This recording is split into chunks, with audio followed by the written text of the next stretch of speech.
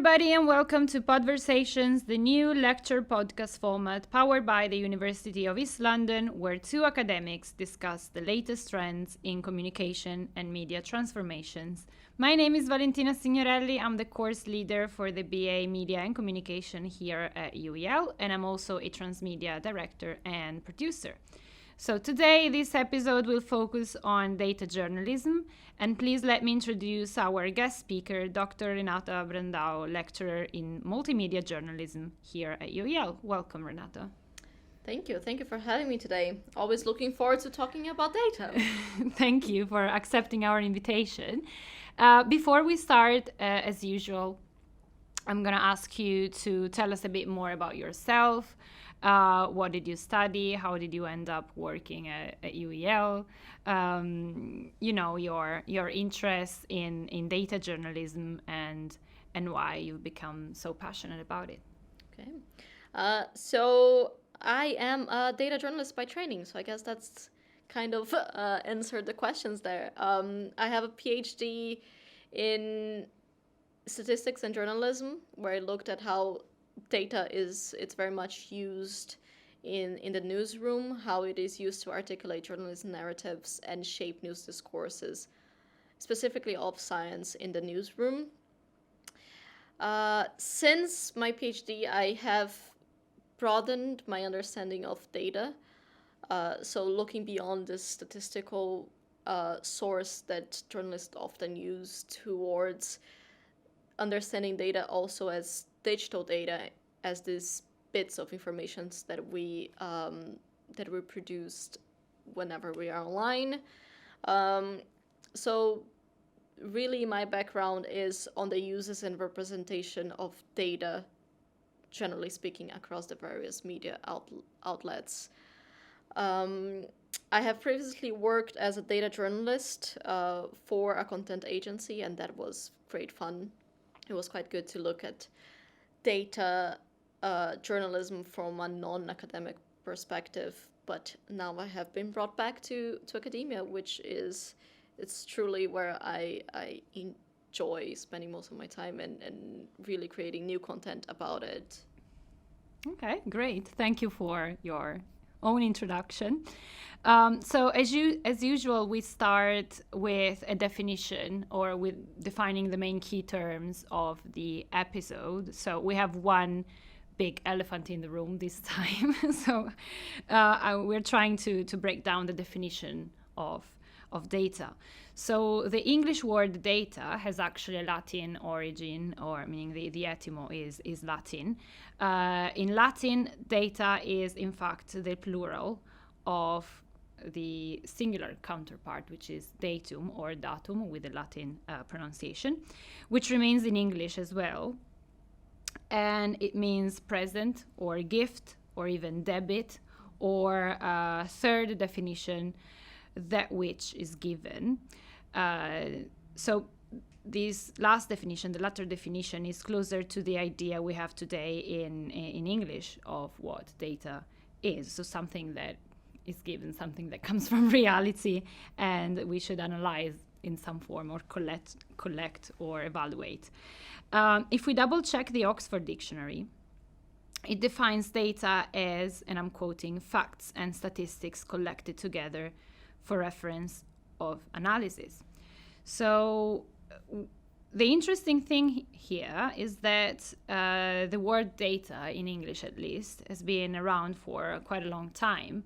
The Oxford Dictionary provides a bit of information about the history of the word data that has been used in English since at least the 17th century. And it could first be found mostly in philosophical and scientific texts. Now it is mostly used with and I quote, non-scientific use, however, not as a plural. So the Latin word was plural, but the English word is not plural. Instead, it is treated as a mass noun, similar to a word like information, which takes a singular verb. Sentences such as data was collected over a number of years, so used with a singular meaning, are now widely accepted in standard English, and of course that's we can confirm that. So these are the main historical and linguistic definition of data. I'm asking you right now, what is your own definition of data? Oof. I'm quite glad that you did not ask me to take a side on whether data is plural or singular, because that's a massive discussion in the field. And honestly, I'm not sure if there is an answer to it. I guess generally speaking, data are characteristics or information, usually numerical, that are collected through observation. So this is how I would generally describe it. But as you said, it's something that has a much deeper history, and therefore there's so many different ways to look into it. There's actually indications that the Babylonian, Chinese, and Egyptian used to use data very much in a statistical form as a means to collect census information dating as far back as 3,000 years AC. And so although, as you rightly pointed out, it is in the 17th century that the history of contemporary the contemporary history of statistics and data has properly begun. It is a much older, and therefore it has really changed with time as well, what it meant then and what it means now. With the original purpose of this statistical information being precisely to provide data to be used by the government, which is how the word statistics actually comes from the Latin status, meaning that it comes from the state. So it's a definition that very much started from a census perspective and a government perspective, and has since then changed considerably, especially with the advent of computers and the aggregation of an analysis of data. So now it's seen more as this bits of informations that is collected either physically or online. So really, to me, the establishment of data has always been significantly integrated into the history of humanity and society itself, which is, I don't know if it answers your question about what is data, but I find it quite beautiful that what is data and what is humanity and society kind of works together. Yeah, and in fact, I'm glad that you mentioned this connection between, the idea or the evolution of data with the evolution of societies and humanities. And in relation to this, I've done a bit of research, and I found this interesting, or one of the most popular recent articles about the role of data in our society. It's an article published in 2017 by The Economist, and the title of this article is "The Most Valuable Resource is No Longer Oil, but Data." And since then, at least in the past 3 years, since the publication of this article, we have often heard the now famous expression, "data is the new oil." Literally in the past 3-4 years, data scandals such as the Cambridge Analytica, or the possibility that some countries might interfere with other countries' democratic processes. It's one of the main stories that we read on an everyday basis in the news. And so these kind of scandals have shown the urgency for new local, national, and international regulations, and such as the new GDPR data protection law. It's just an example and a response on the about the significance that data play, and even the evolution of war itself. It's now moving towards a cybernetic territory, or a cyber territory, using and stealing data from one territory to another. But there is more to this. In an article published by Wired in 2019, they argued no, data is not the new oil. So it's a big debate. The same way is data singular or plural. They mentioned different approaches to data use. For example, and I'm quoting, a newly installed California governor Gavin Newsom recently proposed an ambitious data dividend plan whereby companies like Facebook and Google would pay their users a fraction of the revenue derived from the users' data. In relation to this, Facebook co-founder Chris Hughes laid out a similar idea in a Guardian article and compared it to the Alaskan Permanent Fund, which doles out annual payments to Alaskans based on the state's petroleum revenue. As in Alaska, the average Google or Facebook user is convinced as standing on a vast substratum of personal data whose extraction they are entitled to profit from. So this idea of using users' information more openly compared to the way they are used sometimes now. And guess what? You can actually potentially profit. So not only big companies and big tech companies could actually profit from that, but also users could actually profit from their own data points. So in your view, what does this tell us about the importance that data play in today's societies? And at the same time, what type of skills are required to navigate and master data today, in your opinion? So big questions, I know that. Yeah, I was gonna start with that, but there are interesting questions as well. As I said, data and society, they always worked together, and as pretty much everything in life, it has always worked together for better or for worse. There are positives, there's the negatives. One thing that I think it's happening at the moment is that there is almost too much out there. This whole idea of big data, it's very much real. If you think that back in 2002, there were 23 exabytes of information, of data being recorded and disseminated. And today, that much information is now created every 7 days. Wow. It's a you cannot imagine how much information is being created. And I always use kind of the image that if I am 1 gigabyte of information, 1 exabyte is the size of the sun. And so it's 23 suns being created every day. It's 23 suns of data being created every week, actually. So it's big.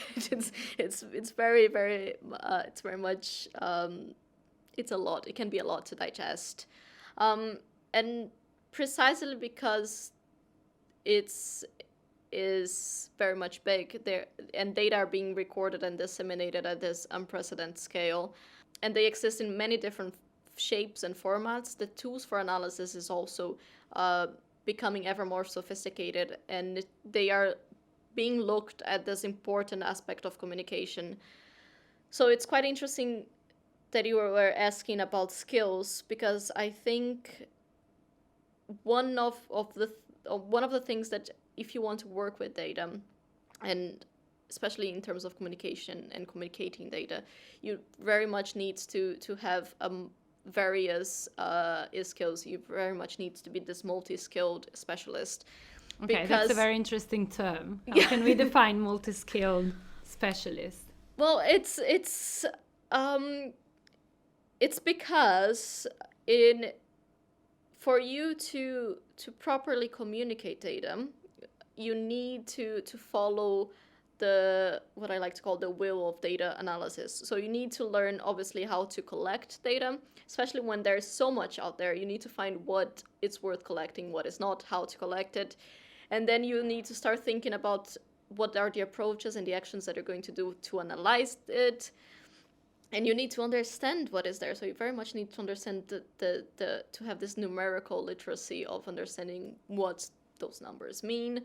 And then, if doing all the statistical and everything, it's not enough. You need to know how to visualize it and how to present it to the audience. As a mediator, you are there precisely to make it digestible for the audience. So you need to learn that. So that's why I'm calling multi-skilled, because you need to learn these very different bits and pieces of how to work it. Um, and as I said, because there are multiple tools now, you can always find stuff that are much more helpful and more useful and easier to learn nowadays than it was, I don't know, 10 years ago. And includes things like Tableau and Flourish to visualize. Nowadays, they're much more user friendly. It's a lot easier for you to understand. You don't need um, to learn the small details of statistical methods as much. Of course, you need to know probability, mean, mediums, all these things, but it helps you. It hold hands with you while you learn these new skills and skill sets. Yeah, I think it's a very good point. So, this idea of having, or this necessity of having different skills or being able to master different skills at the same time. So, you mentioned the incredible amount of data that is produced every week, but literally every second, every minute. And on the other hand, we briefly mentioned the main data scandals and data wars. There are data cold wars, hopefully, that are being fought and played mostly every day. So on the other hand, the evolution of data is also the evolution of journalism itself. So the possibility for journalists to navigate how data are produced, are used, or abused most of the times, and being able to picture the situation with simpler terms and words, or with a simpler and clearer type of communication. So this leads me to my next question. So what do you think, as a journalist yourself, what do you think it's the importance of data in today's newsrooms? So data argumentation is considered one of the most powerful rhetorical instruments in communication, in the construction of discourses in communication, and specifically in journalism.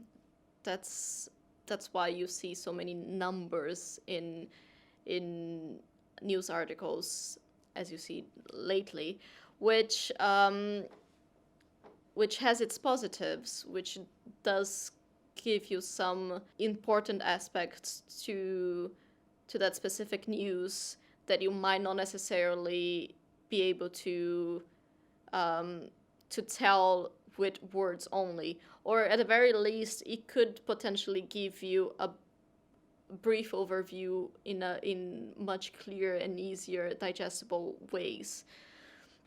But it can always be used for as everything in life, you can use for very much for your own evil ends, as they always say, lie then lies and statistics, which is very much true. You can mold it as something that very much validates your discourse and your narrative. But somehow, I like to think that in the process of adding this value to the numbers, which is what the journalists very much are doing, data becomes a part of the journalist product and serves much more than just research, than just numbers, but it becomes this storytelling, this data storytelling. So it tells a story that words not necessarily would be able to tell, or it tells something extra to it. So I think that's the importance of it in the newsroom. It's to give, at the very least, a different perspective on the articles and what is being said. And what about beyond the newsroom? Well, that's the thing. It's, as we're discussing, data and data journalists is huge, and I don't mean huge just in the fashionable, that is fashionable, although it has become quite fashionable in the recent years, as we're discussing about data being the new oil. But it's huge, as in it is incomprehensibly enormous, as it's truly big data, and therefore you can use it for multiple purposes, as we're seeing precisely with the discussion of Facebook using it and social media. But you can also use for marketing. You can use for politics. You can use pretty much in any aspects. in day-to-day life. I mean, it's the fact that there's so much information out there. It means that there's so much space for doing so many different things as well. That is quite difficult. So I guess it would be the opposite of the question. It's quite difficult to think about the one place that does not use it, that that does not make use of data and data journalism. Yeah, and in fact, in relation to this, it has now become impossible to, especially for media experts or media producer and the whole journalism sector, it has become impossible not to be surrounded by data and data sources. So it becomes even more important to access data and master data that come from an ethical source. So in relation to this, I would like to play a little game with me at the moment. So I'm going to mention you a number of media platforms, and I would like you to tell us and explain why you think they are good sources and good platforms to use for students, for example, to find the data that they need. Mm-hmm. Ready? Sounds good. Yes. Okay. Go. So the first one is Kaggle. So Why is it a good source? so it's I particularly like, and I use it quite extensively because it allows users to share cloud-based code. So it not only shares, it does not only allows for you to find useful databases or data banks, but it's also a community that very much uses code-based analysis and machine learning, especially lately. So it's a good way for you to discover machine learning while writing and sharing codes. So if you want to use this key term that is considerably growing, which is machine learning, it's a great place for you to start thinking about it. Okay, great. And what about Common Crawl? So Common Crawl, very much as the name suggests, what it does it crawls the web for data, and then it stores and builds an open repository that users can access. So there's a number of things that I like about this. One is precisely this idea of crawling the data. It makes it quite flexible for you to gather specific information that is useful to you.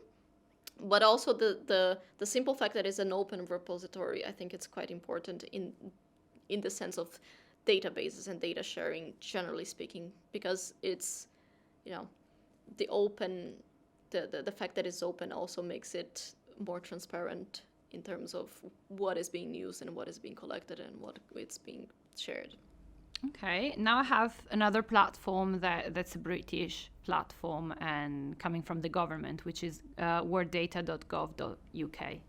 Yes. World Data is a good website because it already goes through one stakeholder, which is the government, telling you that it's an ethical and it's a reliable source of information, which is one of the things that I always, people sometimes ask how to kind of find these data banks, and I very much try to give them the image that it's the same as you going to a library, and you have you have various books there, and you need to decide which one you want to pick. Access. Exactly. Yeah. So the fact that it's coming already for the government, it has this legitimacy in terms of at least I'm entering a library that is has been curated before. Moving on to an evergreen, which is Wikipedia. That, of course, it's an ethical source, and now we're going to explain why. But then there is always this huge debate on whether students could use Wikipedia in their essays or not. So that's why I often put that when I'm teaching data banks, but I always feel awkward because we're always tell students that at Wikipedia it's not a reliable, or it is a reliable source of information, but it's not where you should focus your strength. But the reality is that it's impossible to be on the internet for long without running into a Wikipedia article.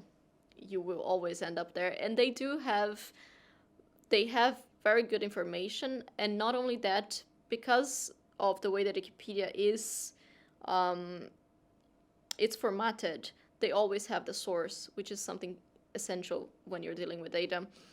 So not only they give the source, but again, very much the same as worlddata.gov, it has been through a curation process of sorts already, which makes it somehow more reliable as well. Yeah, speaking of which, I personally find what I particularly like about Wikipedia, besides the process and the fact-checking process, is the possibility of searching the same information or the same data from different languages.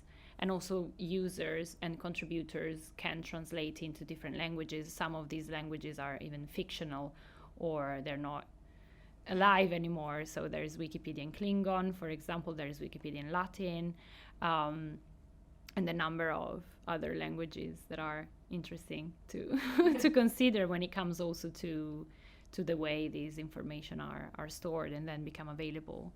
And also it's a process.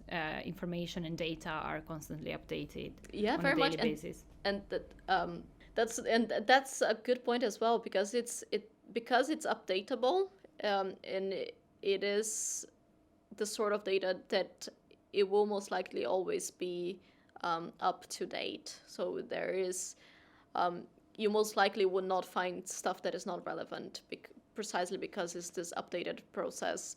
And so Wikipedia, for me, it's one of those things that you need to use critically, because you need to bear in mind it. But it's definitely a good place to look at data, at various and even at the way that different countries use the same data as well, precisely in different languages and different discourses. And if you start thinking about it, there's so much there. But yeah, Wikipedia, it's for all it's worth, it's a good place to look at data as well. Yeah, and also it's free from advertising, which is another bullet point, or one of the trademarks of Wikipedia. There's always some part of the year, especially at the end of the year, when they ask for donations, but actually it's a grassroots platform.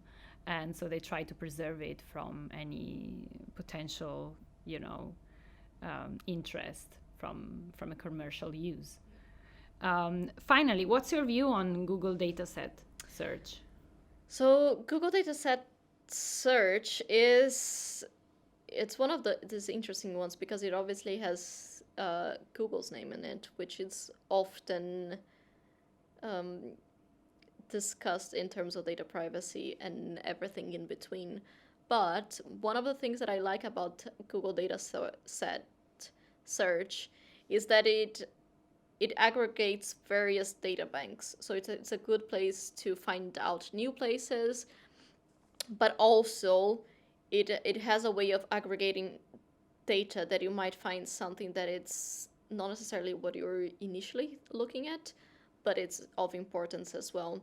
So it works very much as Google, as the Google search, but for databases, which I think is a very good place to find new sources and to find new data, and to expand the mind in what you're specifically looking at.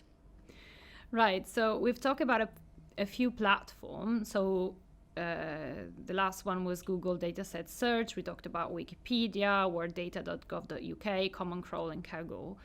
And all of them are general platforms for looking at different types of data. But then besides the main platform, we also have very specific platforms if we are looking for specific fields or for specific data sets. So, for example, when it comes to sports data, which is one of your areas of interest, is there any specific platform you'd recommend checking if, for example, our students or someone is looking for specifically sports-related data? There's plenty, and I tend to often use sports journalism as an example precisely because it is very much at the driver's seat of digital age of mass media, as well as this use of data.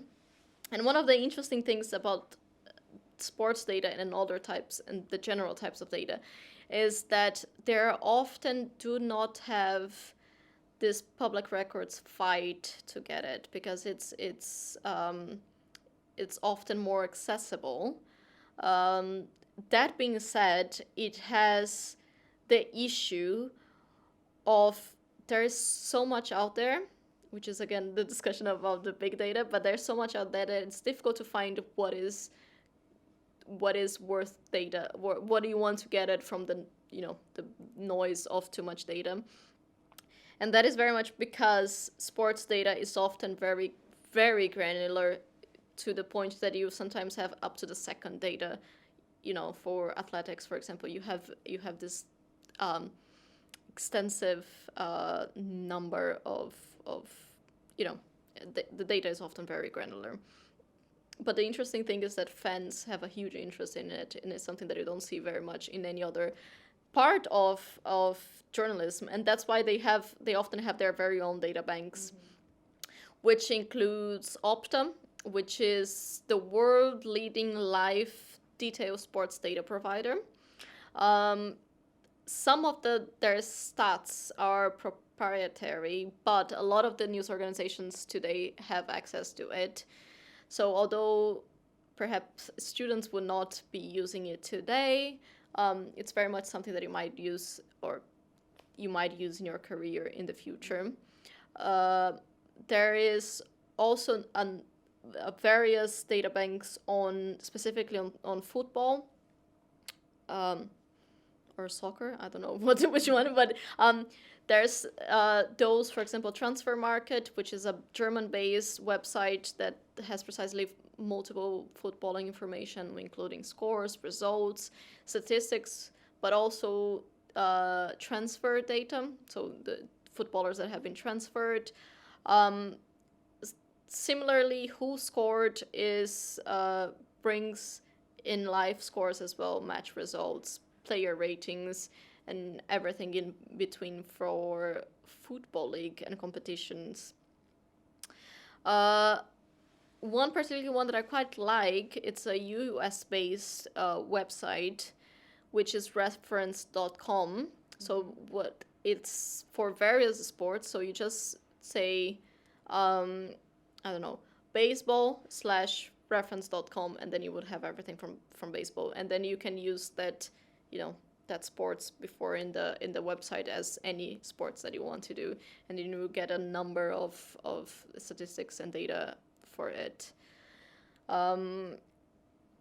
And then you have the more specific one, NBA Stats, which looks very much at basketball to supply data on players, again, team scores, lineups, and more, as well as SBN Crick Info, which is about cricket, and it's a fantastic website as well, with a lot of information on all the matches and series from the past few years. And one of the things that I quite like about it is that it's ordered by country and team, so you can decide on if you want to look at specific country. But really, there's so much out there. There's so much out there that it's worth looking into. Yeah, thank you for the useful tips about these platforms. Okay, I have one final question about your view on data. And as you mentioned at the beginning, you are a data journalist and multimedia journalist by training. So your whole professional life has been surrounded or has been grounded and rooted into big data issues and narratives and discourses. So in your view, what is the future of data and data journalism as well? So I feel like I was gonna joke and say that the number of suns it's going to continue increasing, but it's true. Data volumes will continue to increase exponentially. as more people enter the digital world, as well as broadband and internet and everything becomes more accessible, there will be undoubtedly more data being gathered. But also, I think the future is very much going to be in cloud-based, so data is going to migrate to the cloud. Very much that according to the Global Digital Overview, as this number starts to grow and the volume of data starts to grow, they will get to create and manage it. 60% of the big data in the near future, it's going to be cloud-based only. However, individual consumers, they have a significant role in it as well. We as individual consumers also have a role to play in this data growth trend, with estimates that about 6 billion users, or 75% of the world population, will be interacting with online data every day by 2025, which is it's truly... It's a massive number. Yes, it's unimaginable. Exactly. It's difficult to quantify it, in the sense that it's difficult to imagine what it is, because it's so big. So in this, we'll have at least one data interactions every 18 seconds, which is, it's something unimaginable. So as I joked before, yes, the number of suns is going to increase as these large data sets are, continue to be created and to be gathered and processed. And very much leading towards that, I guess, another point for data journalism, and I think the digital sphere as a whole, it's the use of machine learning and AI, which will continue to change the landscape of digital environments. Very much as I was saying about the tools for data analysis, machine learning is becoming more sophisticated with every passing year. And I believe that we are yet to see the full potential of machine learning, AI, and data more broadly. Yeah, I guess I don't know if it's a very reassuring perspective or not, but for sure you have highlighted, the direction, the idea that mostly, or a consistent part of the world population will be accessing data online every day as part of their everyday life, the more that we are doing right now. So thank you for this prophecy. Let's see. We have 5 years from now to see whether it's a clear estimate or not. Okay, very final question, which is it's kind of the same question that I ask at the end of every podversation. So what kind of practical recommendations or tips would you give to our students as young journalists, young filmmakers, young media experts, having discussed data today?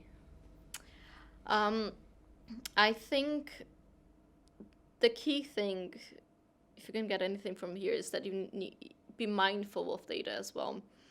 As my prophecy goes, data is going to become this massive thing, but also precisely because of it, it's going to bring additional challenges in the future, including privacy, security, risk, and everything in between.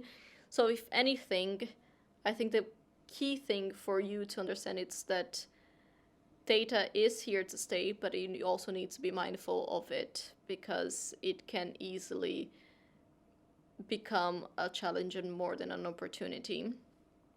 But that being said, do use it to empower yourself and empower your audience, whatever it might be, because that's how you make informed decisions. That's how I always like to think about data as this glue to put the puzzle together that sometimes might be a bit too hard to understand. So data can be used as this very much as this thing that makes sense. So use it to empower yourself and your audience, and perhaps most importantly, to become a critical consumer of data, and to make precisely informed decisions. very much as you already do on your day-to-day basis, ask the right questions about your data. Ask why certain things could be happening. Try to almost visualize it before you use it. And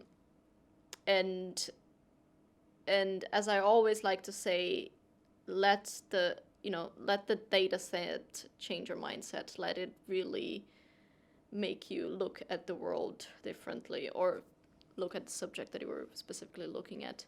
So yes, use it critically, and use it to make more informed decisions. Yeah, thank you. I think it's a very good tip. And if I may add, search and use data from ethical sources and ethical platform, as we've been widely discussed today. What do you Yes, think? definitely. I should have said that, but yes, definitely. Please do. Especially because when I say mindful as well, be mindful of precisely those kind of things. That not all data are, it's valid data. So you do need to make sense of this all, which goes back as well to our discussion about multi-skilled, because you need to know it's much more than just playing with data. You need to have the skill of being critical about information out there. So yeah. Well, perfect. Thank you, Renata. I think we're done for today. Thank you very much for being here with us, and all the best with the rest of the academic year. Great, thank you for having me.